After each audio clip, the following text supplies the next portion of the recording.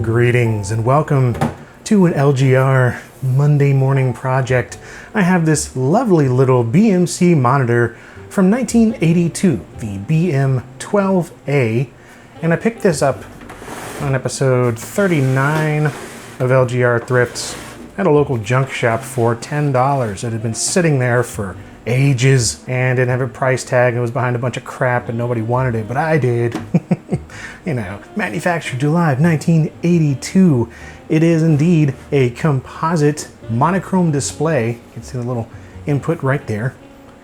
And it is a green phosphor monochrome 80 column, wonderful little thing for, I mean, it's made for a bunch of different computers, of course. Apple IIs, Commodore VIC-20s, just whatever you wanted to hook up to it that had composite video. But of course you can use it for any number of things, which I don't know what I'm going to use it for yet. I do have an Apple II Plus that I would like to plug up to this at some point. And obviously though, it needs a bit of cleaning. I mean, just touching it here, it's friggin' nasty. And you know, other than that, it's in pretty good shape. Like, everything's here. All the knobs and most of the plastic is still intact. The little clip here broke off, which it doesn't really need that. Looks like that used to be like where an antenna might have clicked into place. And then this right here, the right-hand side part of where the power cord would wrap around, that broke off. Let's go ahead and get this thing cleaned up. And I don't know what I'm gonna do with this video. It's just, I wanted to do something with this because it's been sitting there looking all cool with its atomic logo here. And you know, I've just been kind of curious as well about BMC as a company. You know, just doing a little bit of research, and turns out they advertised pretty heavily back in the early 80s, especially 1982. If high resolution is required, install BMC color/green monitor in your system. They also made RGB interface boards as well for the Apple II. BMC USA Incorporated in Los Angeles, and they also had a New York office. Other than this though, I can't find much about them. I'm assuming that these were just like TV sets that were sort of, you know, black and white and then retrofitted with some green phosphor and whatever else to make it work for a computer monitor, and then they just sort of slapped this on the front of it. In fact, is this coming off? I believe it is. Oh dear. Okay, well that confirms my suspicions. This was definitely a TV set, so that's what that is. Presumably the speaker went here and then they just covered that up. It looks like with a little, like a plastic covering of a grill of some kind here. You know, it's an interesting thing. A lot of old monitors had this kind of approach where they were just a TV set retrofitted to turn into a computer monitor. So they weren't necessarily dedicated monitors, which is where other different kind of monitors came into play, like the Amdek. See, there's the BMC BM12A, and there were the Amdeks. Amdek made some that were actual TTL monitors. In fact, they were probably the first company to do that, at least in the US, making these displays as dedicated displays for computers, as opposed to just a retrofit TV. Radio Shack was pretty famous for having done that for their original display for the TRS-80 in 1977, but apparently BMC did that as well. And you can see that it was sold for $114.95. I believe this is from June of 1982 here, when this ad was published. And there were a bunch of them. Check this one out here. There's also, right there, BMC 12-inch green monitor. It had gone down to $99.95 in this edition of Micro magazine in November of 1982. And then by 1983, they had gone down even more. You can see this 12A going for $84.50. And I've seen them down as low as like $80. So yeah, they just kept dropping pretty rapidly as these types of displays were no longer as valuable, and crisper, cleaner, more purpose-built, dedicated monitors were hitting the market. So yeah, let's go ahead and start cleaning this lovely little thing and get this reattached. So yeah, I'm just going to be using some of these electronic wipes.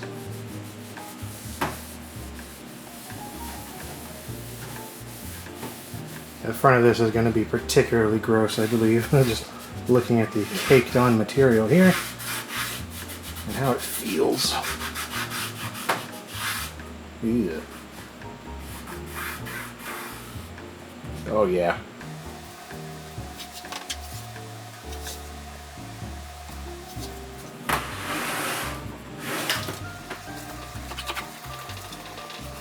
Curious if those knobs come off. Yep.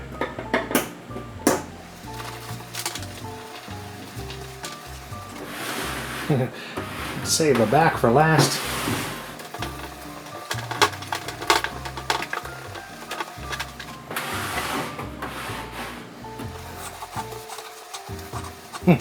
Yep.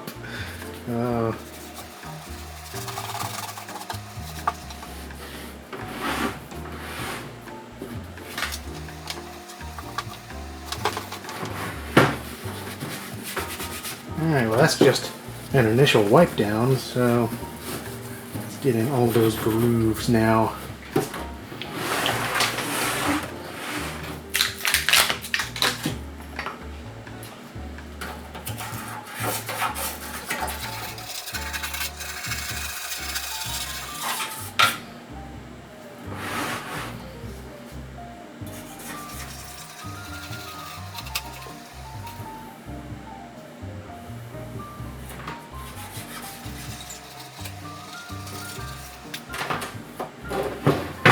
It's already looking way better. It's one reason I got it. It actually wasn't in terrible shape, but I'm going to use one of these little magic erasers to just lightly go over some of the iffier spots, like this right here.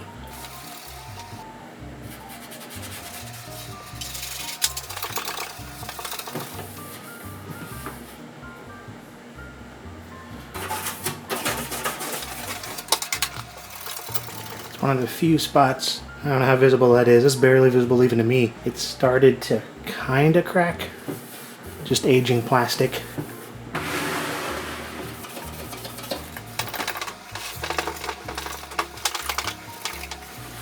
This part has a textured surface to it, so I don't want to scuff it too much. And it also makes these little marks harder to get out. It's a little bit of paint. Presumably where it was rubbing up against a wall in an office or something. I've seen that pretty often on the back of these CRTs with a bulge in the back.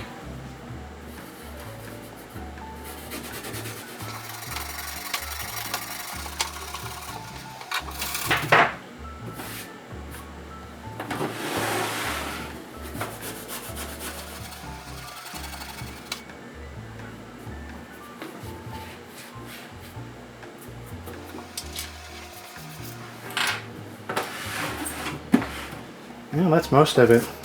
The rest is just going to be getting in all these little corners and grooves.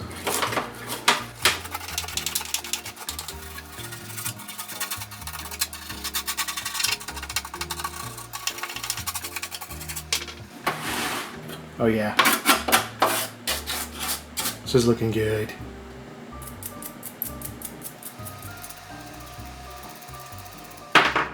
Yeah, he's looking good too. Oh, well, I guess that'll need to be glued back on as well.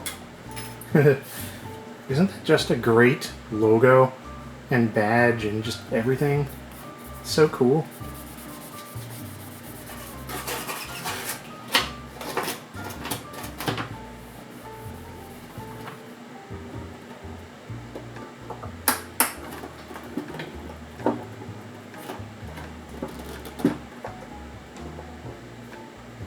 Yeah. Can't forget the power cable. Yeah, look at that. Alright, looking pretty good to me. And since I know somebody's going to ask to see inside, just a few screws, and we'll take a look and see what that looks like. That little guy down in there, and be careful because, you know, CRTs. But yeah, check it out. It was in pretty decent shape externally, all things considered, and internally it looks, I mean, practically like new. It looks really nice. The tube is an NEC model. And there's a look at all the delectable internals. Fuses, transformers, all sorts of good stuff.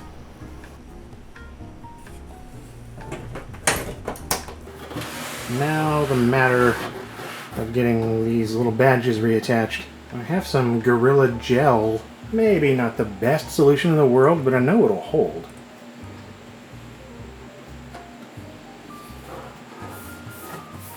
Oh yeah. Good stuff. Maybe I should have tried to get rid of the gunk underneath first, but whatever, man. This'll work.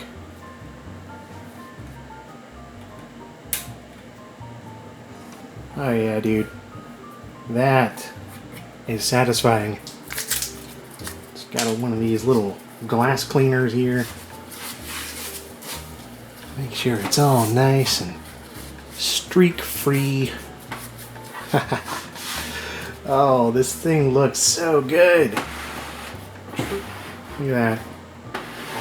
I'm quite satisfied with it, so let's hook it up to something and admire its greenness.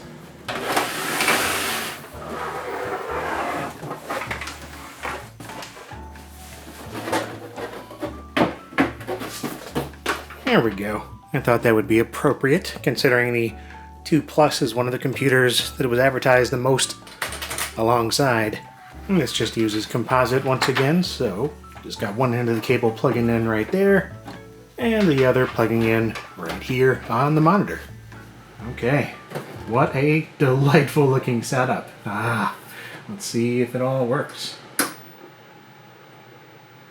Well, I know the monitor does. I haven't tested this Apple II Plus in a long time. Nice. Alright, got some brightness here. And contrast. Yeah, nice crispy green. Now the question is, do I have anything to boot? So I just remembered I have this floppy EMU hanging around, which is a floppy disk drive emulator for various Apple computers, so we can play some Oregon Trail without having to use any actual disks. How convenient. Let's see.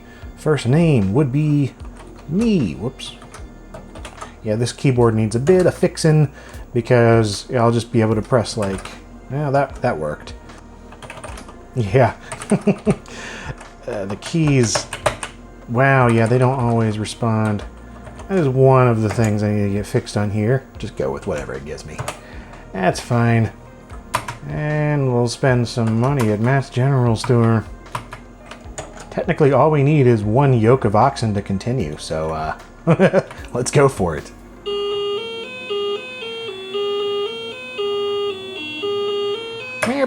Yep, this is really loud. Okay, we've got this going on, of course. I can change the pace. Let's go really fast. We'll see how quickly we can die here. Found wild fruit. Oh man, we're already doing well. Duke Nuke has a fever. Oh no. Nah, I don't want to look around. I want to die. Let's cross this river. Let's just straight up ford it. 6.8 feet? No problem. Yeah, if we don't die here, or at least significantly get screwed up. There we go. Yeah. We lost 1 ox and Duke Nuke. Excellent. Well, they only have 1 ox now, so that's half a yoke. Well, I guess we're still going. Don't know how. A thief comes during the night and steals 1 oxen. That's the only thing we had left. Well, you're not able to continue the journey. You have no oxen to pull the wagon. Well, daggone. That's exactly what I thought would happen. Let's see. There's not much we can do here. You must trade for an ox to be able to continue. Well, yeah, but I don't have anything to trade with. Let's rest for 9 days. Because, yeah, I can't continue on the trail. Monitor has exhaustion. BMC has typhoid. Oh no, BMC monitor. Monitor died. Nope, it's still very much okay. You know, go figure. When you're trying to die in this game, it actually does take a little while. Like, yeah, like, days are just going on by, and who's Jed? Oh yeah, it just generated some random names for me. I have exhaustion. I have died. Well. What do I like on my tombstone? Well, pepperoni and cheese is the obvious choice, but that has already been taken. The CRT was green. Oh my goodness, this keyboard. There we go. No changes. All right, I did exactly what I set out to accomplish. I feel accomplished. So yeah, that's pretty much it for this lovely little monitor and this debatably lovely little video. Although it's probably not little at this point, because it's just a relaxed, unscripted ramble, and that's how it goes. So we can go into basic though. Well, if the keyboard worked.